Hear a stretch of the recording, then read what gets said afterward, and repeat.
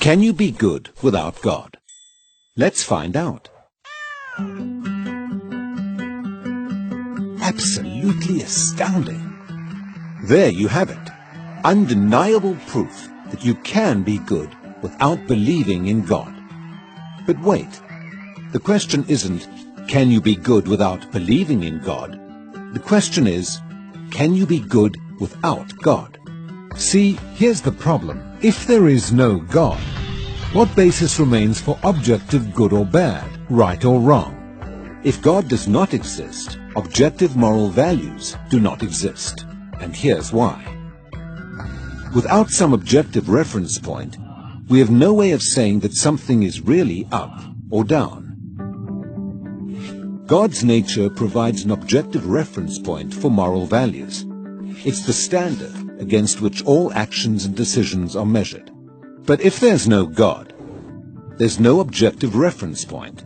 All we're left with is one person's viewpoint, which is no more valid than anyone else's viewpoint. This kind of morality is subjective, not objective. It's like a preference for strawberry ice cream. The preference is in the subject, not the object. So it doesn't apply to other people. In the same way, subjective morality applies only to the subject. It's not valid or binding for anyone else.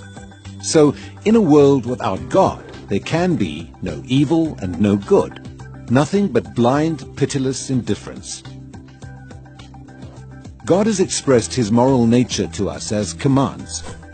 These provide the basis for moral duties. For example, God's essential attribute of love is expressed in his command to love your neighbor as yourself. This command provides a foundation upon which we can affirm the objective goodness of generosity, self-sacrifice, and equality.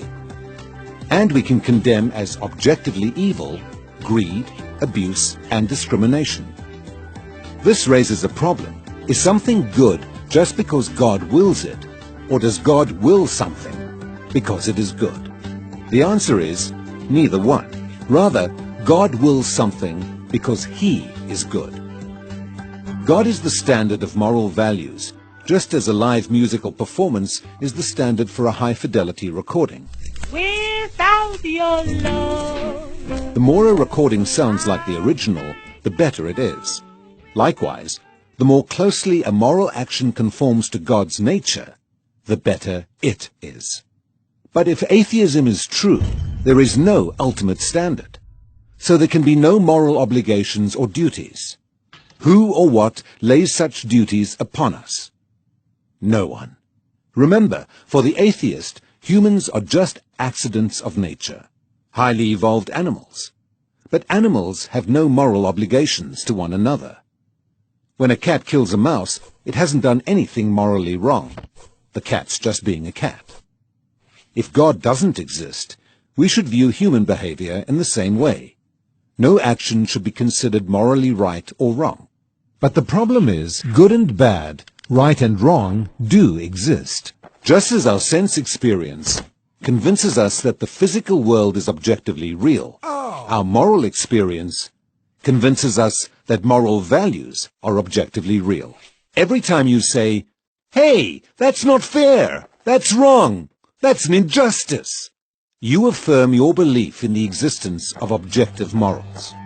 We're well aware that child abuse, racial discrimination, and terrorism are wrong for everybody, always. Is this just a personal preference or opinion? No. The man who says that it is morally acceptable to rape little children is just as mistaken as the man who says 2 + 2 = 5.